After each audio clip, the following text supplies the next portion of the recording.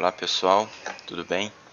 Vídeo de hoje eu vou fazer um resumo aqui do esquema elétrico do Moto G8 Play, tá?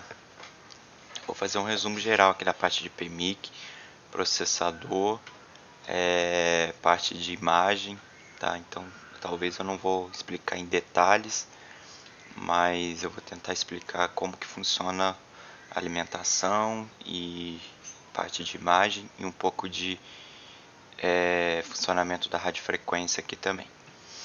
Beleza? Então vamos lá. Deixa eu abrir minha lousa aqui. Primeira coisa aqui, a gente começa no processador aqui, tá? Que é o principal aqui.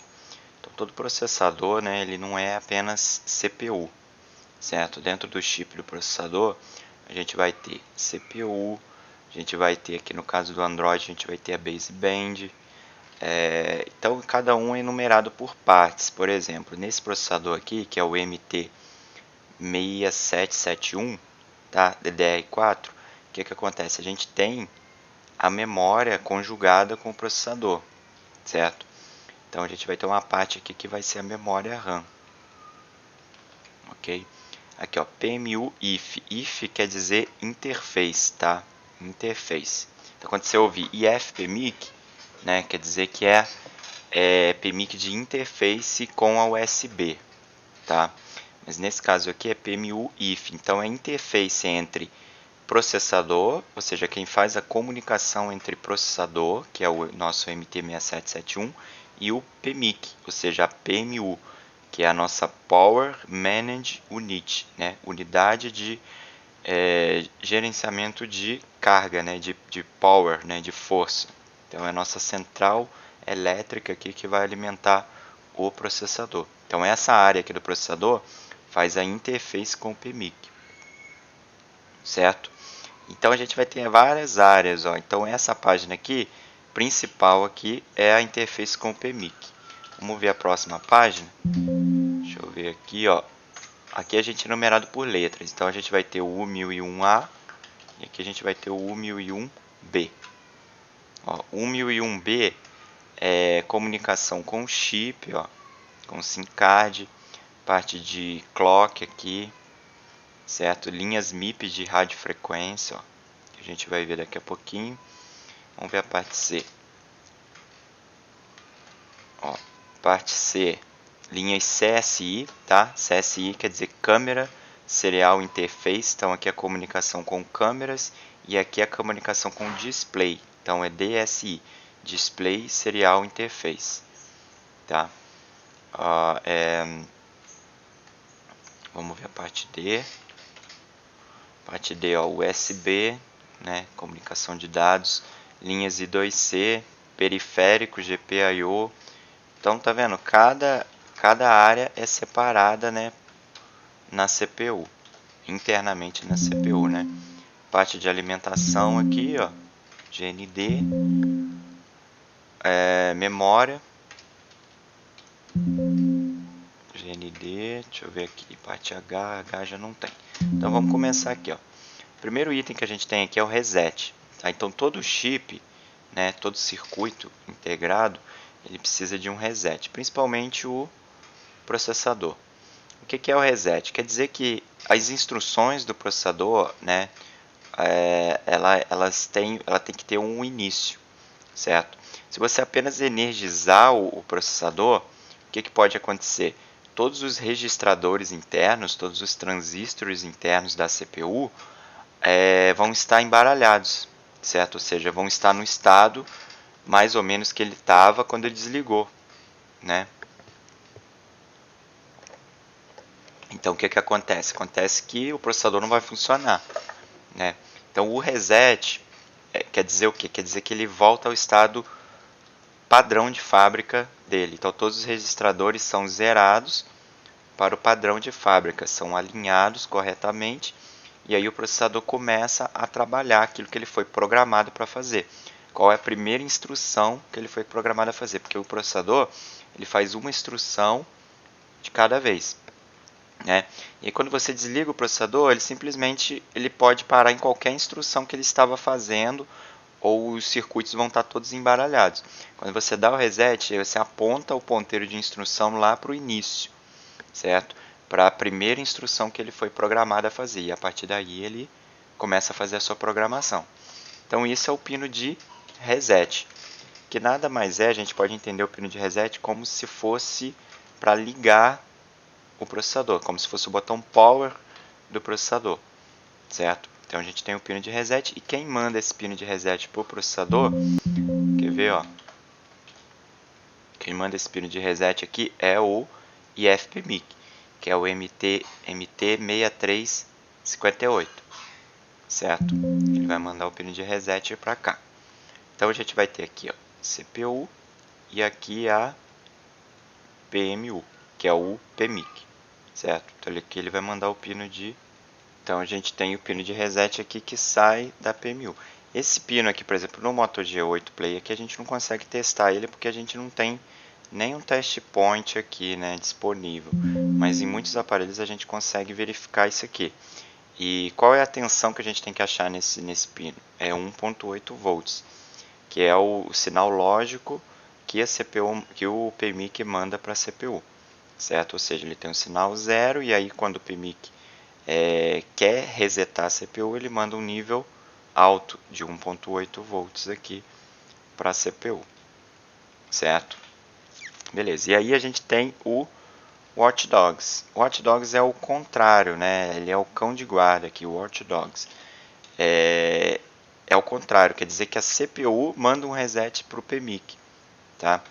E por qual motivo ela faria isso? Às vezes por causa de um erro, tá? Aqui, ó, se a gente traduzir o Watchdog aqui, ó, tradução. O Watchdog é guarda, né? Aqui, vou colocar aqui, ó, Watchdog. Então é cão de guarda, ou seja, ele vigia, né? Ele está sempre vigiando se acontece algum erro. Como que ele funciona geralmente o Watchdog? A CPU ela tem um timer. Ela tem um timer ali, então ela tem uma contagem. 1, 2, 3, 4, né? E caso ocorra um erro, né? Essa contagem ela é reiniciada. Então, quer ver? Vamos pesquisar aqui, ó, sobre Watchdog.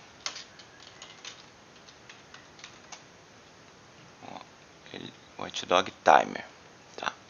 Ó, então, ó, o Watchdog Timer ele é um dispositivo temporizador que dispara um reset ao sistema se o programa principal, devido a uma condição de erro, deixar de fazer reset no Watchdog Timer, certo?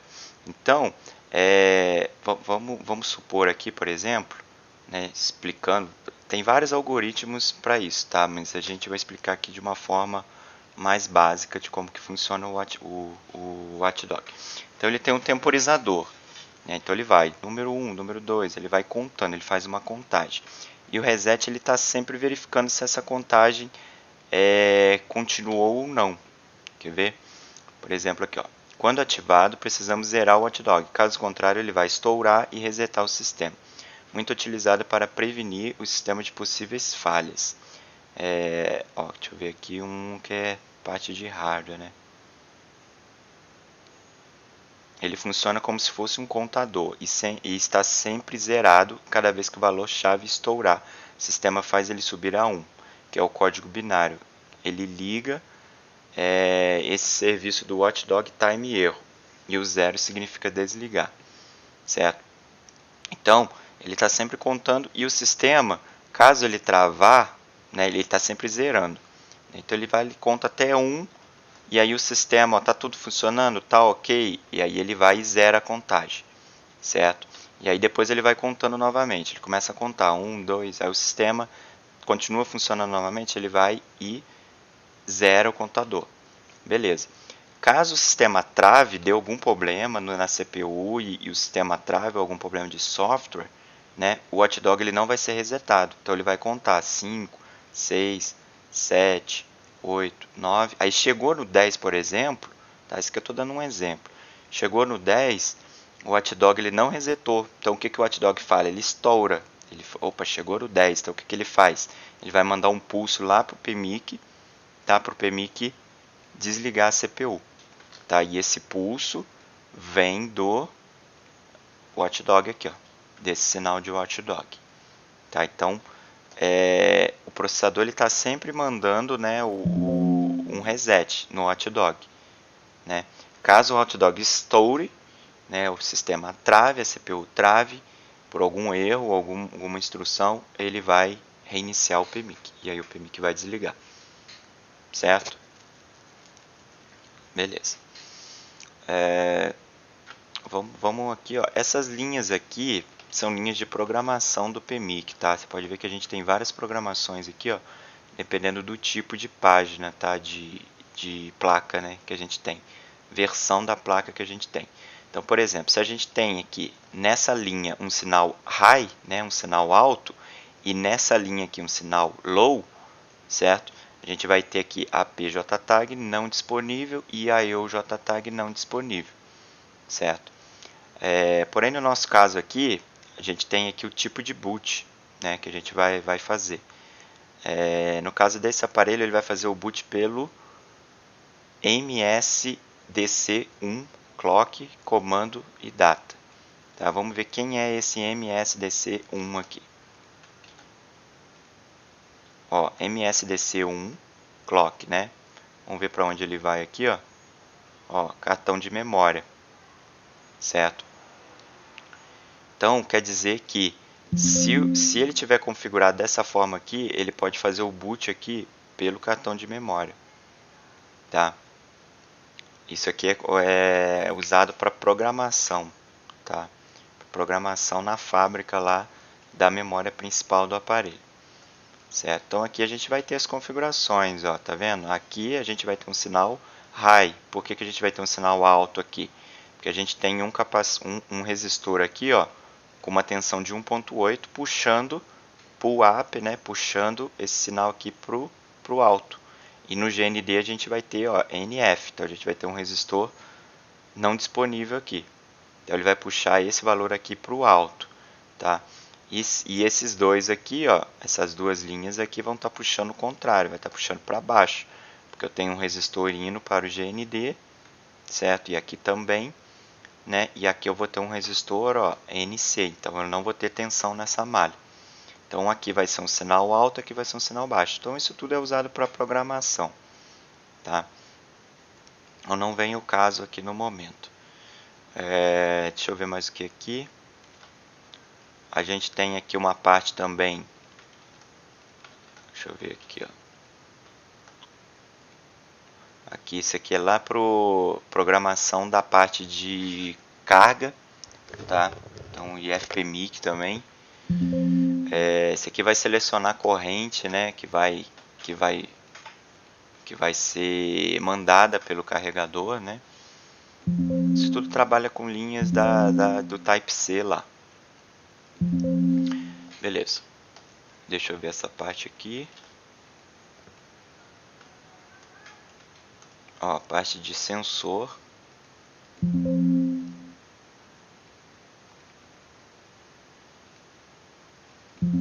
Aqui é o clock, tá? RTC clock. RTC significa Real Time Clock, né? Então é o relógio de tempo real. Esse clock aqui, ele vem lá do PMIC, certo? Ele vem lá do PMIC, até tem um test point aqui para poder testar o clock. Então ele é a saída do clock. Ele é o clock que fica executando em tempo real o tempo todo, certo? Então ele mantém o relógio ativo, né? E ele não desliga. Esse clock aqui não desliga, mesmo que o aparelho esteja em stand-by, ele continua rodando, tá? E a gente vai ter uns enables aqui do clock, ó. A gente vai ter dois enables aqui, ó. Então aqui, ó, também, ó, lá pro PMIC, parte do PMIC, controle de clock, tá? Então a gente tem dois enables, tá? Do clock 1, do clock 2. E aqui as saídas de clock, tá? Ó, clock BB, clock RF, clock WCN. WCN é Wi-Fi, chip de Wi-Fi. E a parte de BB ali é processador e RF. certo? Então cada um vai para uma direção diferente ali, beleza? Quem manda aqui é a CPU, certo?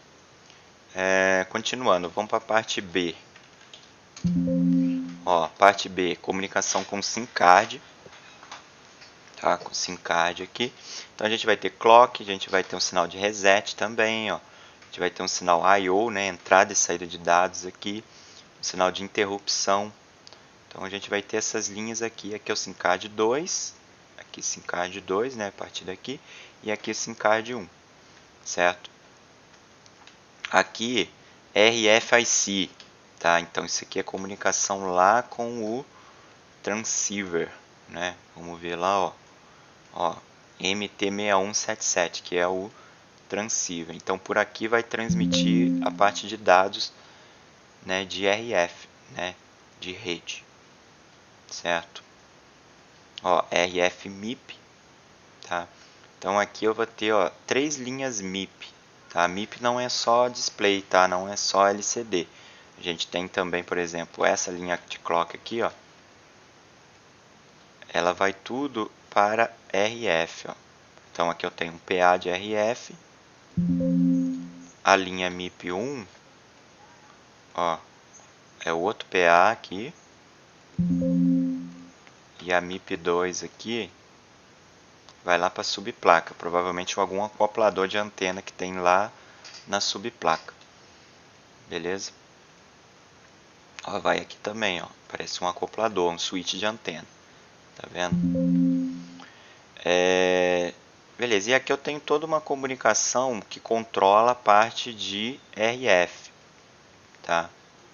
Ó, a antena 2, por exemplo, ele controla lá, é um GPIO que controla lá um switch de antena lá, tá vendo?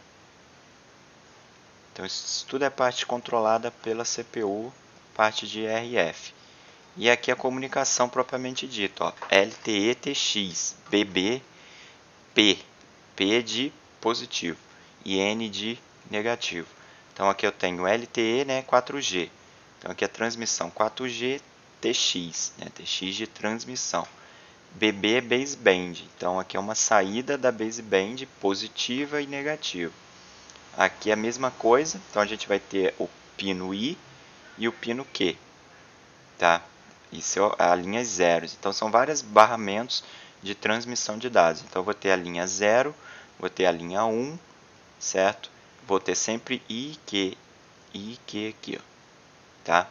Aqui é recepção, né? E aqui é transmissão. Beleza? Ok, aqui eu vou ter o cristal de 26 MHz. Então aqui eu teria o cristal de... O cristal não, o clock, né? Aqui eu tenho de 32 kHz, aqui eu vou ter o de 36 kHz, que é o cristal principal, que ó, é o baseband, que é o da... Baseband não, calma aí. Que é o baseband, ó.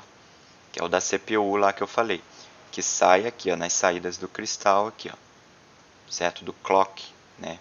Que o cristal, que vê no PMIC, a gente vai ter a entrada aqui do cristal. Esse é o cristal, o Y1101. Então a gente vai ter a entrada aqui, ó, DCXO, certo? E aqui eu vou ter DCXO clock out, ou seja, saída do clock, que aí sai aqui, ó, para o SOC, né? Ou seja, para a CPU, o chip da CPU. Beleza. Então vamos continuar. Aqui linhas auxiliares, ó, então a gente pode usar para um NTC, por exemplo, que é um medidor de temperatura, né? Ou para um Byte ID, que identifica qual é a bateria que está plugada no aparelho. As baterias, né, esse Byte ID aqui, as baterias, por exemplo, funcionam assim, os fabricantes de bateria. Você tem uma bateria, aí você tem uma certa especificação, por exemplo, essa bateria é de 400 miliamperes de 3.7 volts, certo? E aí, no Byte ID, para identificar que ela é uma bateria, digamos, original, né? A gente coloca um resistor, né? Os fabricantes colocam um resistor interno a essa bateria, né? De certo valor, por exemplo, 32 kΩ, certo? E aí essa seria a linha BAT ID. E essa linha ela vai lá para CPU, né? E a CPU ela descobre qual é a resistência dessa bateria, desse BAT ID. Ah, tem 32 kΩ, então é uma bateria válida, é uma bateria original. Lógico, as baterias paralelas eles copiam esse circuito, né? Mas é um circuito simples para evitar uma falsificação muito barata da bateria, né? Então, se a CPU não reconhecer esse BAT ID, ou a bateria não está plugada, né? Que aí ele vai ter um valor de resistência OL, um valor infinito de resistência, ou a bateria está danificada, né? Que aí a resistência vai dar um valor próximo a zero, ou a bateria não é uma bateria certificada, genuína, e aí vai dar um valor alterado de resistência, a CPU vai reconhecer como se não tivesse bateria e não vai carregar ou vai até evitar de ligar o aparelho, certo?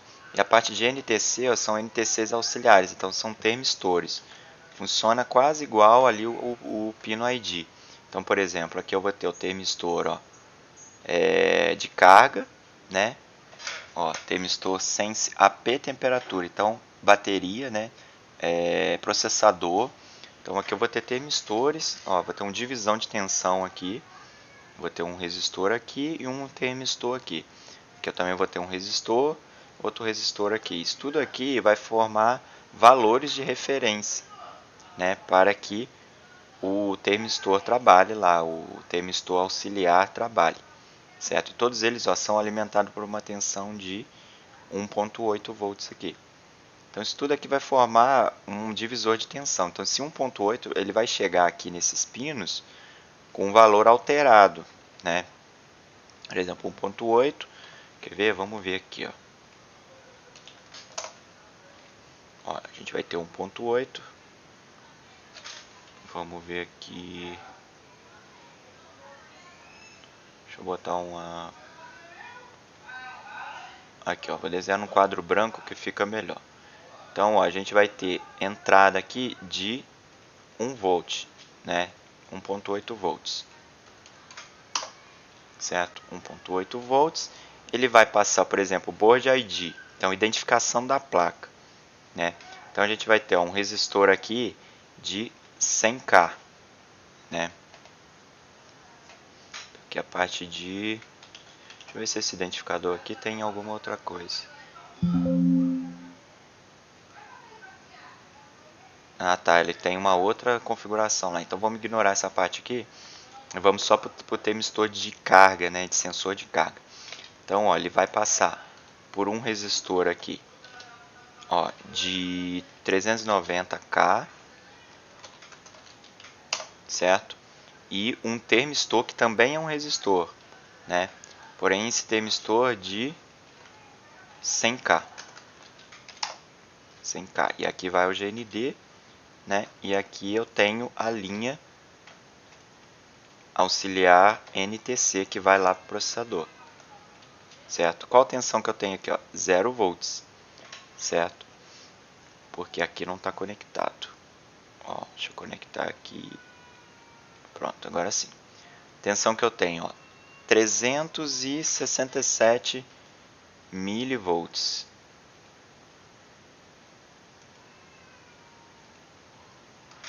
Olha lá, 367 milivolts, certo? Por quê? Porque os resistores, né, os resistores estão com seus valores padrão aqui. O que acontece com esse resistor aqui, se o aparelho, no caso, por exemplo, RT aqui, RT601, vamos ver onde ele está lá. Ele está lá perto, ele está bem separado aqui, para detectar um aquecimento. Deixa eu ver o que tem do outro lado dessa placa. Ele tem o PMIC aqui, ou IFPMIC. Não sei ao certo, mas parece que ele está bem, numa posição aqui, aqui é o IFPMIC, né? Então ele está numa posição estratégica aqui para detectar a temperatura na placa e no IFPMIC. Então, caso a parte de carga esquentar muito, né, eu vou ter uma alteração dessa resistência aqui, certo? Então, essa resistência aqui, como ela é um NTC, Ela é um NTC, então ela é negativa, com o coeficiente negativo. Quer ver? Ó, NTC Wikipedia. O que é um NTC? Ó, negative temperature coeficiente. O que quer dizer? É um termistor, né? Termistores cujo coeficiente de variação de resistência com a temperatura é negativo, ou seja, a resistência ela diminui com o aumento da temperatura. Já o PTC, os termistores que a resistência aumenta com o aumento da temperatura, certo? Então eu tenho um NTC, então a resistência diminui com o aumento da temperatura. Então o que vai acontecer com a minha resistência aqui conforme a temperatura for subindo? Ela vai diminuir a sua resistência, então ele vai, por exemplo, a 50K. Certo? 50K. E o que vai acontecer com a minha tensão? Ela vai cair, ó. Ela teve uma queda para 204 milivolts ali, certo? Então, e a CPU ela vai reconhecer aqui na linha NTC, ela vai reconhecer essa queda de tensão. Ela vai reconhecer que esse valor de 204 milivolts, né? Aqui ele tem um conversor lá na CPU, né, que vai converter, né, analógico para digital, né, conversor que chama de ADC, analógico digital converter, né, conversor. Então ele vai pegar lá a variação, né, analógica de tensão. Por exemplo, eu tenho um valor aqui, ele caiu esse valor. Ele vai converter. Se aqui eu tinha um valor de 300 milivolts e ele caiu para 200 milivolts aqui, né? Essa CPU ela vai converter isso em digital, né? Em binário. Então, por exemplo, 300 milivolts pode ser que eu tenha 0,10100, né? Que significa, sei lá, 30 graus, certo? E aí ele caiu para 200 milivolts, ele vai converter para digital, então ele vai ter 0,010, por exemplo, que esse valor pode significar talvez 40 graus, certo? E a isso a CPU vai detectar se houve um aquecimento ou não nas linhas aqui de sensores de temperatura. NTC 1, 2 e 3. Beleza? Vamos para a próxima página. Ó, página C, comunicação com câmeras. Tá? Mesma coisa, parecida lá com a comunicação com baseband, né? Sempre em pares, ó. Sempre em pares de positivo, negativo, linha 0, né? Linha 0, linha 1, positivo e negativo, linha 2, positivo e negativo. Tá? Então eu tenho várias comunicações aqui. Vamos ver para onde vai, ó. RDP2. Ó. RDP2, ó, ele vai lá para um CI, U4001, certo? Então isso aqui parece ser um CI que junta todas as comunicações de câmeras aqui, certo? Olha lá, main câmera 13 megapixels, então isso aqui vai direto para a câmera, certo? Aqui também, ó, câmera de profundidade, depth câmera, né? Depth câmera, então a gente tem 2 megapixels, então tem várias câmeras, né? Cada uma, ó, aqui também, main câmera. Cada uma tem uma linha de transmissão, ó. RCP, por exemplo. Deve ser Rear Cam positiva. Aqui é DP, né? DEF positiva, DEP negativa. Vamos ver. Ó.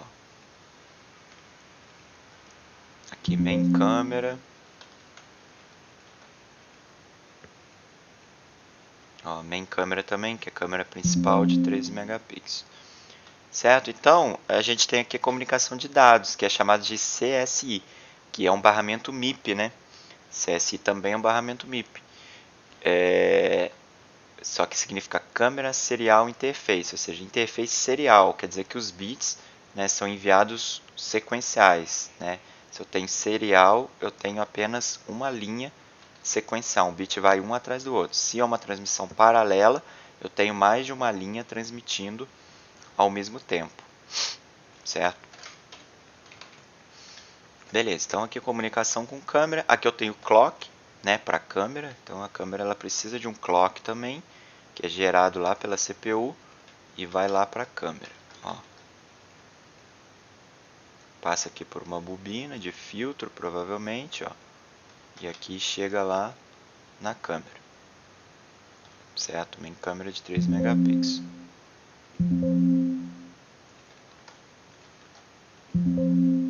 Certo?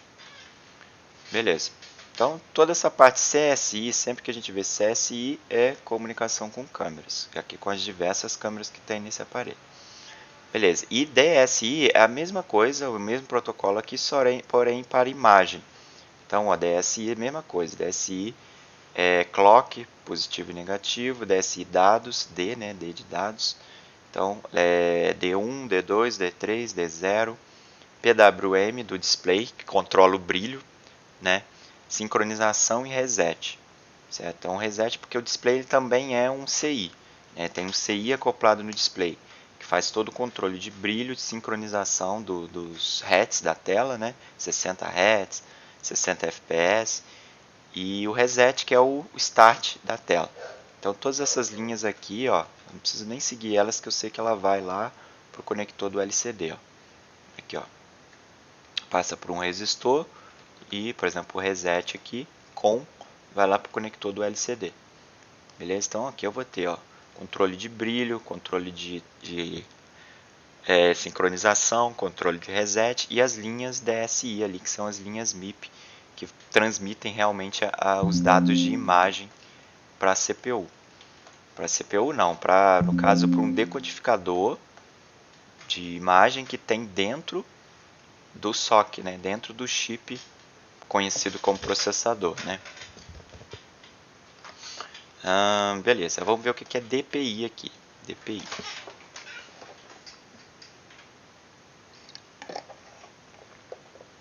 A DPI aqui são comunicações diversas aqui, ó, que a CPU precisa fazer. Por exemplo, hack aqui, né, sensor hack, interrupção de cartão de memória, né, que quando o cartão de memória precisa mandar ali um sinal para a CPU para que comece a transmitir dados pelo cartão de memória, né. Vamos ver o que é esse aqui, ó, KP, ó, volume, né, parte de volume. Keypad, né? KP é keypad, né? Então parte de volume. SPI igual o CSI e o DSI é uma transmissão de som, tá? SPI é um protocolo para transmitir som. Então a gente vai ter um para transmitir imagem, né? DSI, outro para transmitir imagens de câmera, né? CSI, e um para transmitir áudio, né? Então a gente tem SPI, codec, clock aqui, por exemplo. Então, o protocolo SPI aqui a gente vai ter clock, MOSIN, CSN e MISO. Tá? Então, esse aqui a gente vai ver muito.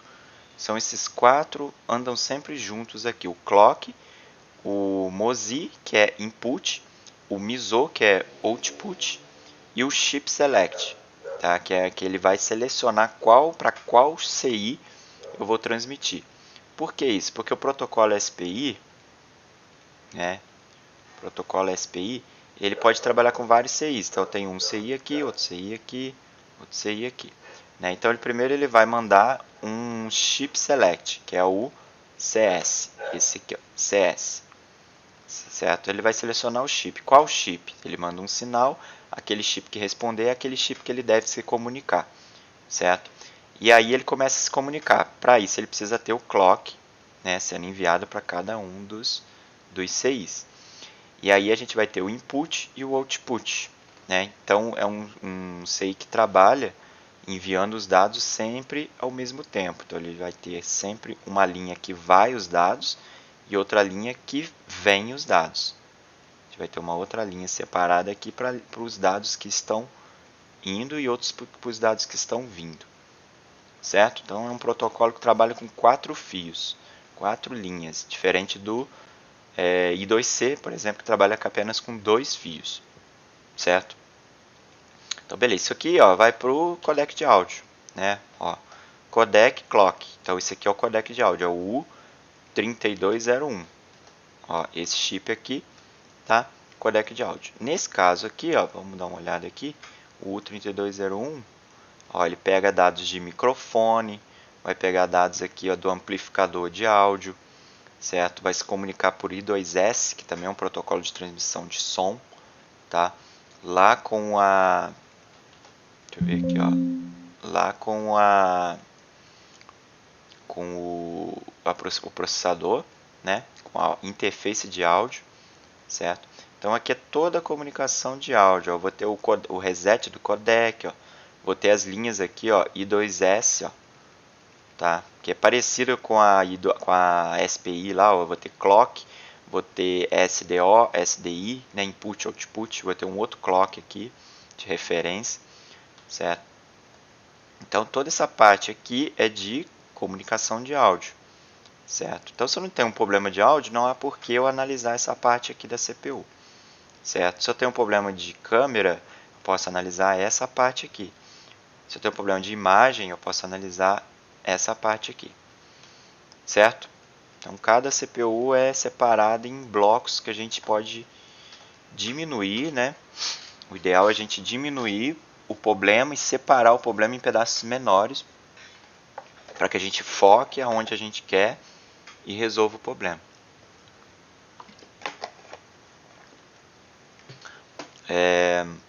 Por exemplo, transmissão de dados USB.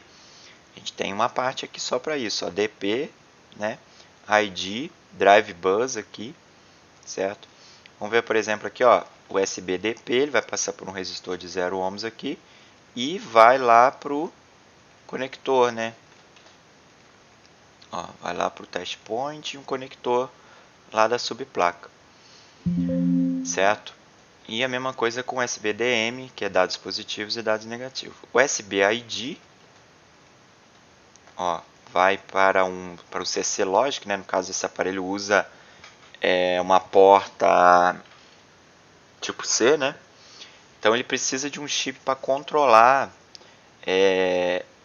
o tipo de acessório que eu estou conectando na USB Type-C aqui. Ele vai fazer isso pelo CC1 e CC2, né? Então esse chip aqui controla isso, né? Ele pode, por exemplo, controlar para ver se eu pluguei um carregador, se eu pluguei um cabo USB, se eu pluguei um OTG, se eu pluguei um pendrive, se eu pluguei um fone de ouvido, certo?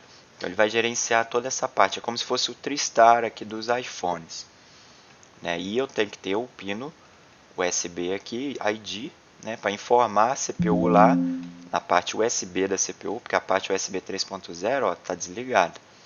Então na parte USB 2.0 eu preciso informar a CPU que tipo de acessório que eu pluguei ali, beleza? Para ela começar a transmitir os dados ou não, certo? Que parte de controle de volume, ó, keypad. Então vamos ver, o primeiro controle de volume que eu tenho é o que vai lá para o botão de volume up, ó, volume up, certo? Então esse aqui funciona com sinal lógico, deixa eu ver, baixo, ó, certo? Deixa eu ver aqui, ó.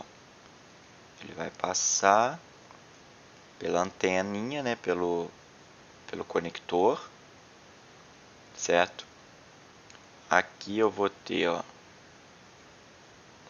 um resistor de proteção e um diodo TVS, diodo de proteção, certo?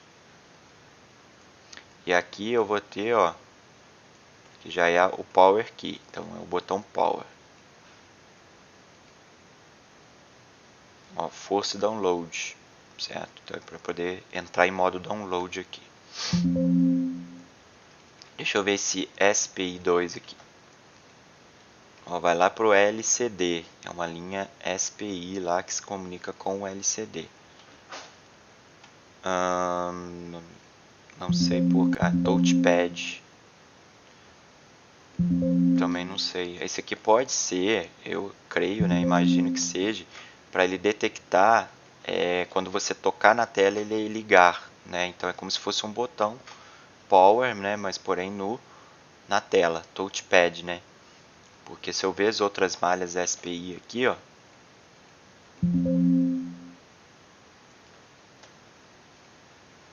ele pode ser uma conexão lá com o touchpad, né, o touch, né, do aparelho. Essa aqui, FP vem de fingerprint, né, impressão digital. Então ali é um enable para um LDO lá da impressão digital. Tá? Então caso eu toque na tela, ele também tem um controle aqui, né, ele vai mandar um sinal lógico de 1.8 lá. Então tudo aqui trabalha com sinais ou 0 até errado, né, ao GND, ou 1.8 volts, né, elevado, certo? Ó, linhas I2C também, lembra que eu falei que são 2 fios? Ó, então são várias linhas I2C, cada uma tem uma função. Por exemplo, a linha 0, né, então eu vou ter sempre o clock e os dados, né, SL e SDA. A linha 0, por exemplo, ela vai para onde? Ó? Ela vai para a parte de TP, né? Touch Screen. Ó, vai lá para o LCD, conector do LCD. A linha 1, né, também é uma comunicação I2C, ela vai me controlar um conector aqui, ó. Uma anteninha de conector. Que antena é essa? Deixa eu ver aqui. A gente consegue ver por aqui, ó. Aqui, ó. Pode ser, eu não lembro ao certo, deixa eu ver essa placa aqui. Placa Moto G8 Play.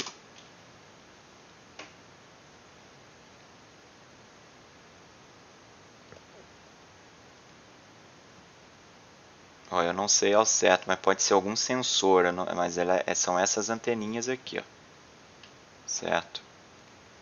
São essas antenas aqui que tem que ver aonde ela vai, né? E qual dispositivo periférico que ela conecta, tá? Eu não sei qual que é aqui.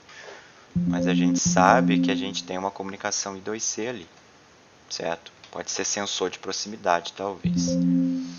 Já a linha SL2, ó, comunicação com main câmera, então parte de câmera, né? Ó, e também parte de front câmera, ou seja, eles compartilham o mesmo clock da linha I2C. E também a wide câmera, ó. Porém tem um resistor aqui NC, então pode ser que esse clock esteja desligado. Pode ver que a gente tem vários linhas I2C aqui. A gente tem a 2, a 4, a gente tem uma outra 2 aqui de dados e uma 4. Então, ó, a 2 está desligada porque a gente tem um resistor NC, né? Mas a 4 está ligada, então a gente tem um resistor aqui de 0 ohms. Né? A 2 aqui de dados também está desligada porque ela tem que acompanhar o clock. E a 4 está ligada com um resistor de 0 ohms. Tá? Então aqui a câmera wide, originalmente ela funcionaria na I2C2, porém no momento o engenheiro preferiu colocar uma linha 4 para controlar a câmera wide, né? Que é a câmera wide de 8 megapixels. Ele preferiu usar a I2C4, certo? Deixa eu ver aqui. Aqui, ó, tem até aqui uma informação aqui, ó, de configuração. Ó. Se for usar uma câmera wide, ó, if use, né? Se for usar 8 megapixels wide, o R4157, que é esse aqui, ele vai ter 0, certo? E o R4158 também vai ter 0, que é esse aqui, certo? E caso tá, e os dois aqui, ó, tem que ser NC, né? O 4159, né, que é NC, e o 4160. Agora, se você for usar uma câmera de 2 megapixels micro, né, aí você inverte. Aí tem que ser 4157 NC, 4158 NC e o 41590 e 41600. Então essa é a configuração. Se eu inverter aqui, né, é para caso use uma câmera micro. Então é uma outra versão de aparelho que por acaso use uma câmera micro de 2 megapixels, vai usar essa configuração. Caso vá usar de 8 megapixels, vai usar essa configuração. Tá vendo? Então, às vezes o engenheiro deixa esses resistores NC justamente para programar diversas configurações no aparelho. Configurações de hardware, né? Ó, linha 3. Linha 3, ó, apt driver. Apt que é vibracal. Tá? Então aqui é a saída positiva e negativa lá do motorzinho do vibracal. Então quem controla essas malhas são a linha I2C3 lá. Ó, I2C. E também, ó, parece que ela vai no sensor de SAR, né? Sensor SAR que é parte de RF. Ok? Tem aqui outro sensor SAR. Ó, nesse caso é NC. E a linha 4, né, a gente já viu, né? Ó.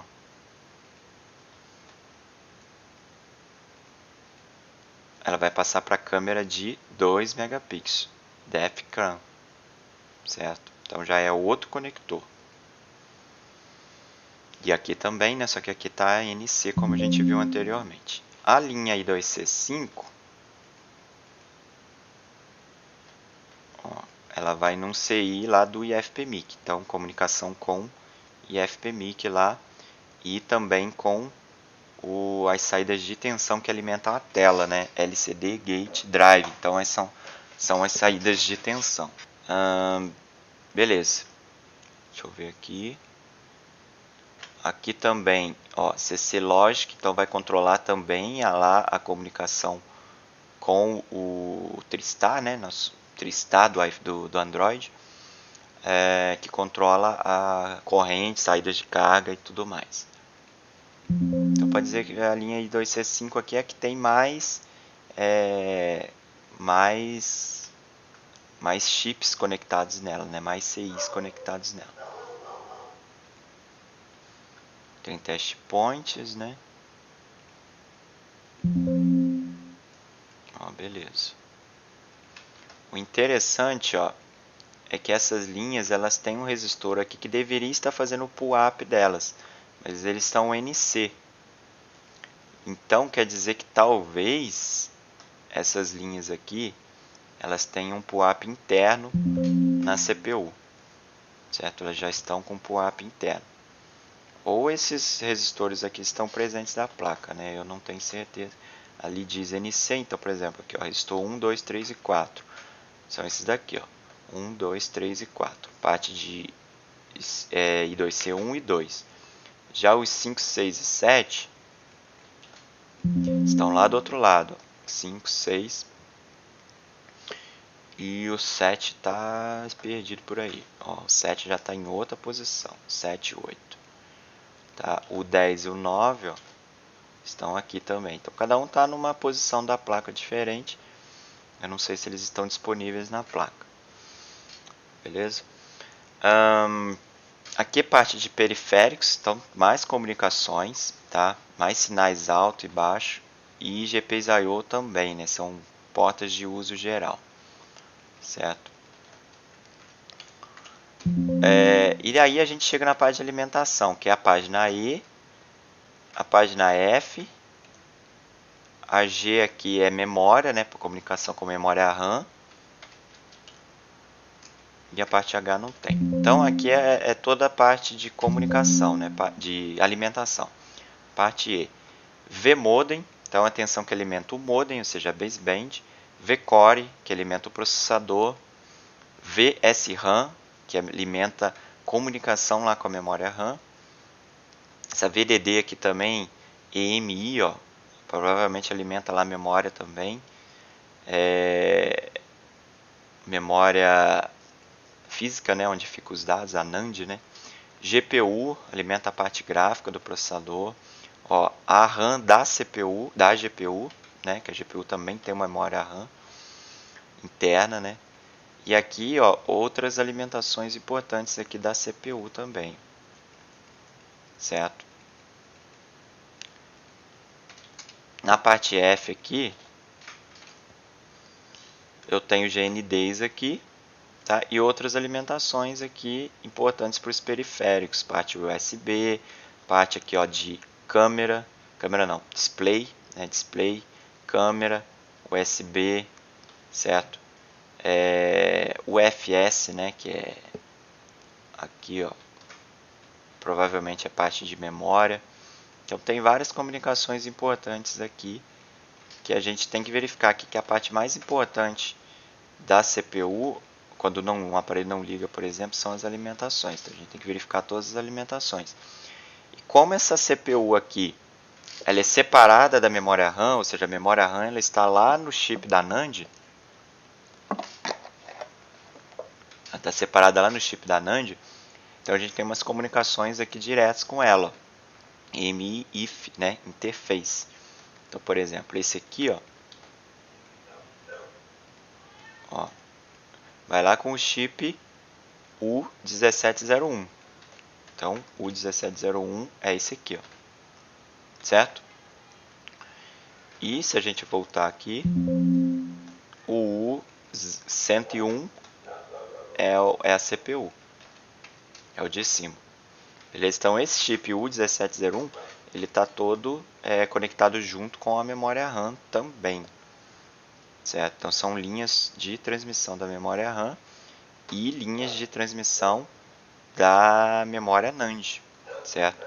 Então, imagine que seria assim, ó, eu tenho uma NAND dividida em duas, né? De um lado eu tenho a RAM e do outro eu tenho a NAND, ou também conhecida aqui como eMMC, certo? E aqui eu vou ter a CPU.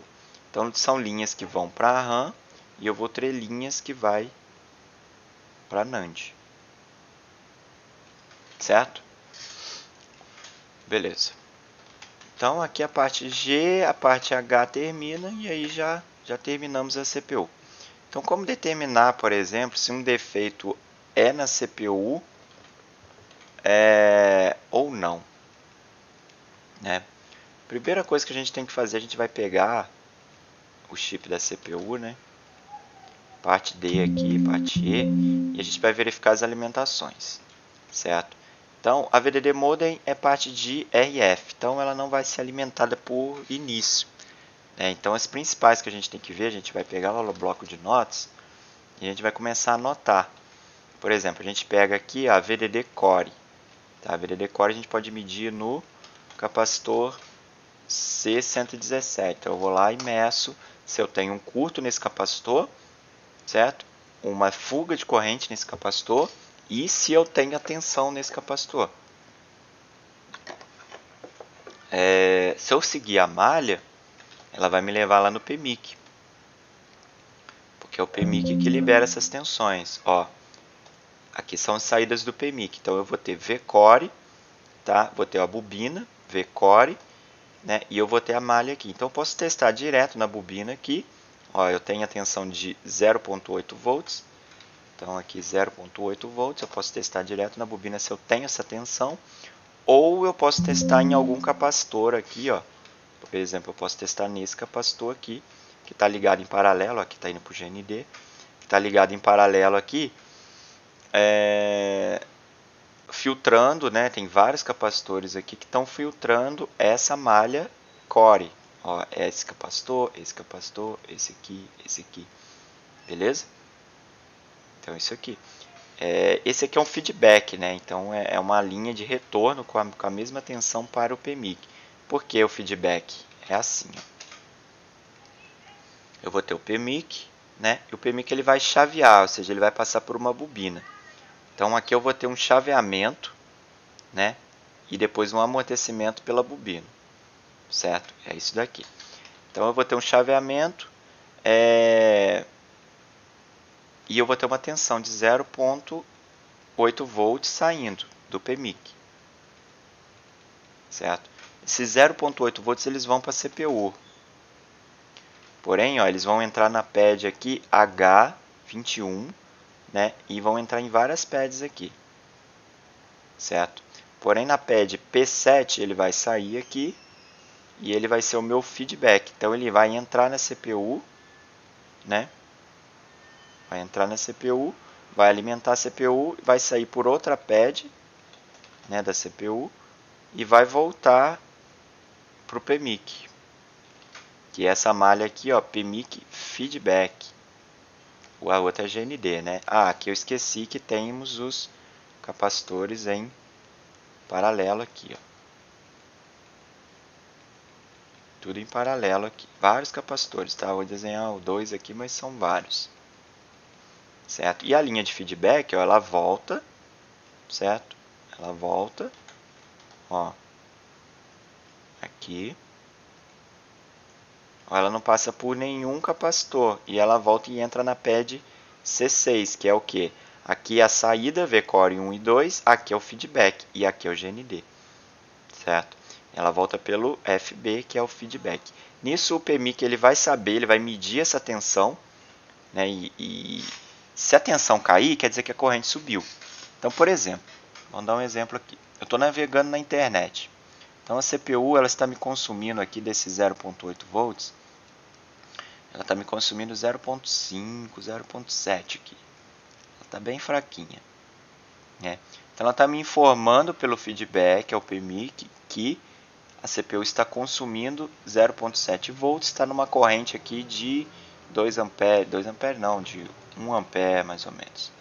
Note que a linha ela pode transmitir até 5 amperes, ó.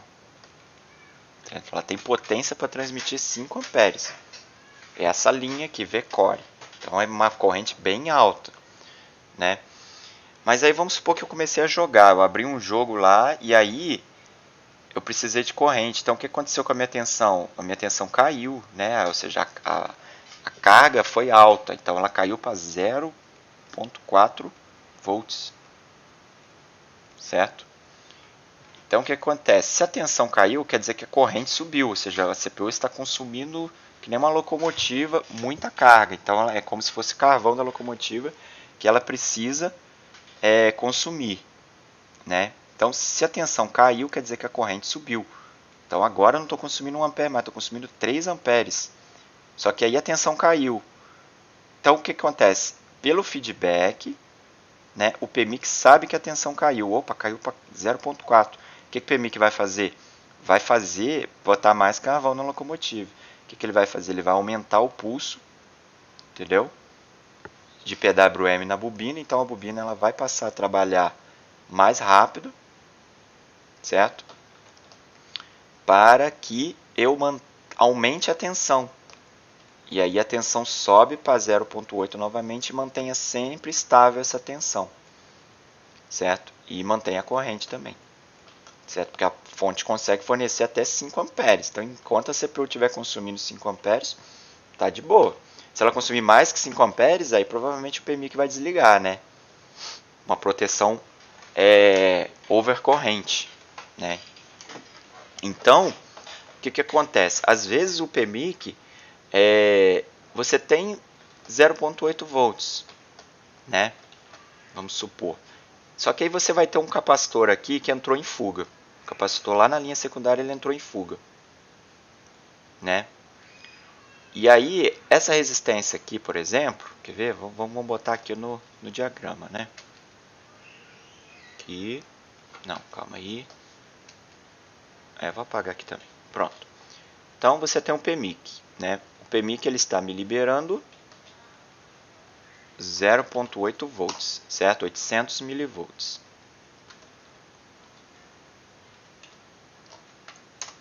0.8 volts. Então nessa malha aqui eu tenho 0.8 volts, eu vou ter aqui uma bobina, né?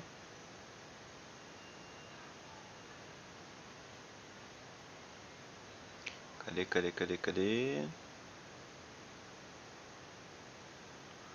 Ué, cadê a bobina? Aqui, um indutor. Beleza, eu tenho uma bobina. A bobina é de quanto? Vamos ver lá no esquema. Ó, é uma bobina de 0.47 microen, tá? Então a gente coloca aqui, ó, 0.47 microen, né? Que é a mesma coisa que 470 nanohenry, certo? Beleza, então eu tenho a bobina e essa fonte minha suporta 5 amperes, né? Então, beleza. Para simular a minha CPU aqui, eu vou colocar um resistor. Imagine que o resistor é a minha CPU. É a minha CPU lá, certo? Não, resistor não, eu vou colocar um negócio mais dinâmico. Vou colocar uma lâmpada, ó, que também é um resistor, né? Ó, uma lâmpada, beleza? E vai ao GND. Beleza? Então, a minha lâmpada acende, certo? Ela vai acender. E quanto de corrente ela está gastando? Ó? Deixa eu ver aqui. Ó. Ela está consumindo 800 milivolts de corrente. Então, é um consumo razoável. Né? É um consumo razoável. 800 milivolts de tensão, né, na verdade. Vamos botar aqui, ó. Calma aí. Aqui, ó. Está me consumindo 100 miliamperes de corrente, né? 100 miliamperes. Então é um consumo razoável. Vamos aumentar a potência da lâmpada. Vou botar aqui a tensão dela de 0.8, né? 0.8. Pronto, agora ela acendeu. Acendeu e queimou, né? Porque a corrente está muito forte. Não, ela está acesa direto. Vou botar uma chave aqui, vou ver se ela apaga. Apagou. Beleza, então ela está acesa. Então, o CPU está trabalhando, né? Não queimou nem nada. Agora está me consumindo, ó, 124 amperes, é muito ampere. Né? Por quê? Porque ela está desregulada aqui. Deixa eu colocar aqui, ó, 1 watt. Deixa eu ver.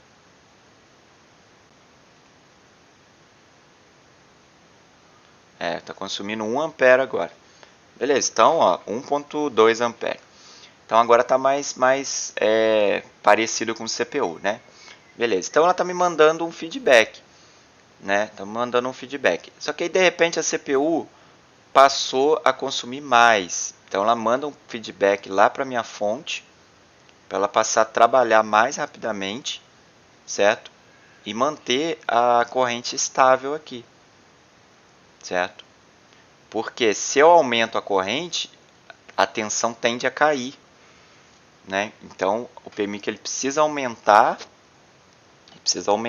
o pulso, né, de PWM lá, para que mantenha a tensão sempre estável, para que eu tenha sempre 0.8 volts aqui. Quem vai variar é a corrente, ok? Só que aí de repente o que acontece? Eu tenho aqui um capacitor, né? Beleza, eu tenho um capacitor filtrando aqui. O ideal é que o capacitor ele não tenha fuga, então os elétrons não podem fluir por ele. Só que aí, se eu tenho uma fuga de corrente, o que vai acontecer com esse capacitor? Ele vai se transformar num resistor. Ele pode se transformar aqui, ó, num resistor. E aí o que vai acontecer? Ó? Os elétrons começam a passar por ele. Começa a ter uma fuga. E o que vai acontecer lá com a minha lâmpada? Pode ser que eu tenha ainda a tensão lá, ó. Eu tenho a tensão de 800 milivolts lá. Beleza? Mas a lâmpada perdeu potência. Porque parte da corrente que deveria ir para a lâmpada está fluindo pelo capacitor.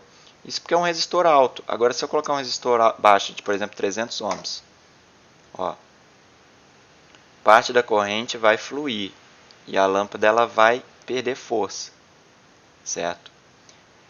Nesse caso aqui, a minha fonte ela é potente o suficiente, né? Ela é potente o suficiente para manter a carga, certo? Mas vamos supor que eu caia mais ainda. Por exemplo, ali a lâmpada está consumindo 1.2 amperes. Está dentro dos 5 amperes. Então, beleza. Ainda vai funcionar ainda. Ele tem força para fuga. Vai gastar mais bateria? Vai. Mas ainda tem fuga para o aparelho ligar, né? Funcionar normalmente. Porém, o processador talvez vai esquentar. O aparelho vai esquentar mais e vai gastar mais bateria. Porque é como se eu tivesse 2 processadores trabalhando ao mesmo tempo. Certo? Isso com uma fuga de 30 aqui. Aí vamos botar aqui, por exemplo, 10 ohms. Ó, a Agora a fuga já aumentou, certo? Mas a minha lâmpada ainda funciona. Vamos diminuir mais, vou colocar 1 ohms. Ó. Certo? Vamos diminuir mais aqui, vamos colocar 0.001. Ó. Certo? A minha lâmpada ela ainda está funcionando, mas eu acredito que seja por causa da potência dela aqui. Ah lá, ela vai consumir mais, né?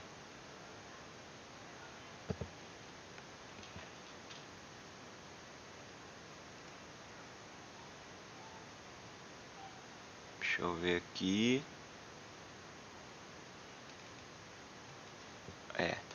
Se eu diminuir a potência dela, ela vai consumir bem menos, né? Então, se eu tivesse um curto-circuito aqui, é como se o capacitor tivesse fechado aqui, né? Tivesse fechado aqui. E aí a corrente ela vai totalmente para o GND, né? E a lâmpada ela vai zerar. E aí o processador para de funcionar, certo? Então, um caso, por exemplo, no PMIC, né, um caso real no PMIC seria o seguinte. Eu tenho uma fuga tão grande aqui, nesse capacitor, por exemplo, que ele está me consumindo 6 amperes. Se ele está me consumindo 6 amperes, significa que passou dos 5 amperes do PMIC. O que o PMIC vai fazer? Ele vai desligar. Porque aí eu tenho um curto aqui, ó. Eu tenho lá, ó, mais de 1 milhão de amperes ali, infinito, né? Então, o PMIC ele vai desligar, certo? Porém, pode ser que eu tenha uma fuga aqui nesse capacitor de 4 amperes. O processador vai funcionar? Não, porque vai ficar 4 amperes pro resistor, né, pro capacitor que virou resistor, né, e 1 ampere para a CPU. A CPU funciona com ampere? Provavelmente não. Quando você precisar, ela talvez desliga ou às vezes ela nem vai iniciar, porque ela vai ter uma proteção. Só que 1 ampere e 4 amperes ainda está na tolerância do PMIC, da saída do PMIC. Então o PMIC ainda vai ter potência para manter a tensão de 0.8, certo? Então, às vezes você tem, por isso que às vezes a gente fala, às vezes você tem tensão, mas não tem corrente, né? Mas a corrente é uma coisa que é um consumo, ou seja, não é uma grandeza que sai do PMIC, ela é o consumo, entendeu? E o PMIC ele tem que ter força suficiente para aumentar a tensão para que mantenha a corrente. Então, o PMIC ele vai até o limite. Vamos supor que não tenha a proteção overcorrente, né? Overcorrente Protection, OCP. Vamos supor que não tenha, né? Então, o processador vai me consumir 1 ampere e o capacitor danado aqui vai consumir 4 amperes. O PMIC ele vai manter os 5 amperes. O que ele vai fazer? Ele vai trabalhar full aqui, ó. Ele vai trabalhar chaveando, chaveando, chaveando, chaveando até que a tensão se mantenha nos 0.8. Ok? E aí, se essa fuga aqui aumentasse, por exemplo, esse aqui começou a entrar em fuga também, e foi para 2 amperes, aí eu teria 2 amperes mais 4 amperes mais 1 ampere. Extrapolaria a potência do PMIC, e aí o que aconteceria com a tensão? Ela caía, né? Ela caía para 0.4, por exemplo. E aí o PMIC ia desligar porque ele tem a proteção overcorrente. Se eu tivesse um curto geral aqui, é lógico, essa corrente iria para o infinito. Iria subir, subir, subir, o PMIC nem ia ligar, porque ele tem um circuito de proteção. E a corrente não é infinita que ele fornece, certo? Então, por isso que a gente fala, às vezes você tem tensão, mas não tem corrente. Às vezes você mede lá na bobina, você tem 0.8, né? Mas às vezes você tem uma fuga lá no capacitor e uma fuga na CPU. O aparelho não liga, ele vai dar um power e vai desligar, porque o OCP está protegendo, certo? Ele está consumindo tanto, o processador não está sendo alimentado direito. Você tem o 0.8 volts, mas esse 0.8 volts não está exclusivo para o processador, ele está indo para quem? Para um capacitor danado aqui que está roubando toda a carga, certo? É como se um carro quisesse andar com o freio de mão puxado, entendeu? Ele tem combustível, você está acelerando, mas tem alguém segurando ele, entendeu? Então você mede aqui os 0,8 volts aqui, né? Você tem tensão, mas não tem a corrente necessária porque o PMIC não consegue fornecer a corrente necessária para o processador trabalhar. E ele ainda consegue fornecer, o buck aqui, consegue ainda fornecer uma corrente alta o suficiente para que você tenha os 0,8 volts. Né? Você pode ver que a tensão dele lá, ó, é alta, a corrente dele é alta, é uma corrente aqui, ó, de 5 amperes, né? Deixa eu voltar aqui, ó. Ah lá, é uma corrente de 5 amperes, então ele consegue fornecer esses 5 amperes. Ele vai trabalhar a força máxima do PMIC, certo? Em 0,8 volts, né? Passou de 5 amperes, aí a tensão cai. Aí a tensão começa a cair, o PMIC vai entrar em proteção e vai desligar. Certo? Vai dar um pulso e zero, vai dar um pulso e zero. Né? Então, se você tiver um curto, por exemplo, uma fuga de corrente que não consuma 5 amperes, mas consuma 4, vamos supor, o PMIC ainda vai fornecer os 0,8 volts. Você vai medir lá, você vai ter 0,8, mesmo que talvez a linha bip com o GND. Né? Por que ela vai bipar? Você vai testar lá com o multímetro, a linha vai estar dando uma baixa resistência aqui, ela vai estar dando 10 ohms aqui. Está dando 10 ohms, vai bipar? Vai. Você tem uma fuga? Pode ser que sim, né? Mas mesmo com essa fuga, mesmo bipando, você vai ter 0,8 volts. Você vai ter corrente? Não, porque não é normal essa resistência. Se você pegar uma placa boa, você vai ver que tem uma resistência lá sei lá, de talvez 100 ohms, que também é baixa, mas é lógico. Quanto menor a tensão, maior a corrente que o PMIC consegue mandar, menor tem que ser a resistência da malha para que tudo funcione. Então, quanto menor a tensão você tiver, maior a corrente de trabalho daquela malha, menor vai ser a resistência dela. Lógico, você tem que comparar com uma placa boa para você ter certeza que aquela malha está boa ou não. Porque se você mede 10 ohms ali, pode ser que essa malha tenha realmente 10 ohms, vai bipar com o GND sim, mas é uma malha de baixa resistência. Certo? E aí, quando você injeta uma tensão, pega a fonte de alimentação, injeta a tensão de 0,8 volts, você vê que o consumo da malha ali está indo lá para os 200 mA. E o normal, comparando com uma placa boa, seria de 10 mA. Porque você está alimentando apenas um setor lá da CPU, então não pode ter esse consumo todo aqui, tem que ter um consumo baixo. Às vezes 10, às vezes 50, às vezes 100, depende do aparelho. Entendeu? E então você tem uma fuga de corrente ali, você vai ter a tensão, mas toda a corrente vai para o GND. Certo? Isso você tem que medir, você consegue medir aqui todos os bucks aqui, ó, a gente consegue medir ou com o osciloscópio, né, para ver se o PMIC está trabalhando, se os bucks está trabalhando a full lá, né, trabalhando direto, né, ou comparando com o multímetro, né, injetando uma tensão, ou comparando com o multímetro em condução reversa, com uma outra placa boa, para descobrir se qual é a resistência dessa malha que ela deve ter. Se ela está com uma fuga de corrente ou não. Porque às vezes, tendo tensão, né, você tem fuga, mas tem tensão mesmo assim. Certo? É isso aí. Beleza, pessoal. Obrigado. Qualquer dúvida aí, só postar nos comentários. Não esqueça de compartilhar o vídeo aí. Pega nos grupos aí de WhatsApp, tá? Compartilhe os vídeos aí e deixar o like. Tá bom? Muito obrigado. Valeu. Até a próxima.